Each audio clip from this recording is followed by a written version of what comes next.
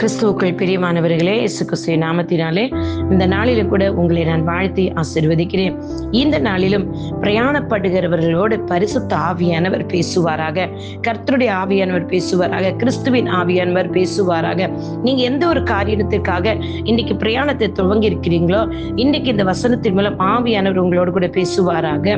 அப்போஸ்தலர் நடபடிகள் 16வது அதிகாரம் 7வது வசனமும், மத்தேயு 10ஆம் அதிகாரம் 20வது வசனமும், மீசியா தேசம் மட்டும் வந்து பித்தினியா நாட்டுக்கு போக பிரயத்தனம் பண்ணினார்கள், ஆவியானவரோ அவர்களை போக வெட்டாதிருந்தார். ஆமென்.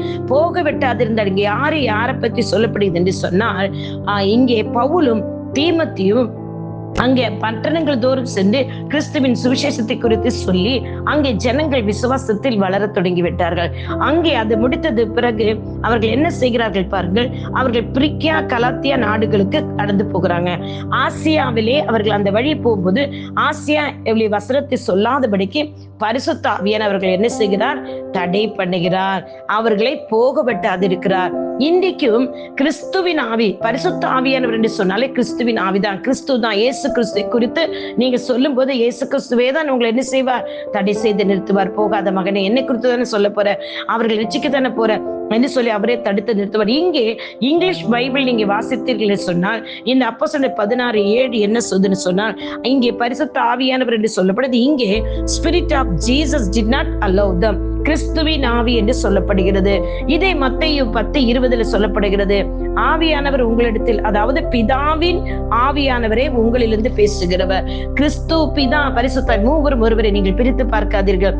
இன்றைக்கு நீங்கள் ஏதோ ஒரு காரியத்திற்கு போக தொடங்குகிறீர்களா? இது தேவ சித்தமா, பரிசுத்தாவின் உங்களை வழிநடத்துறா என்று சொல்லி நீங்கள் அறியாமல் போக வேண்டாம். எந்த காரியமாக இருந்தாலும் ஆவியானவருடைய வழிநடத்தல் இருந்தால் மட்டும் போங்கள்.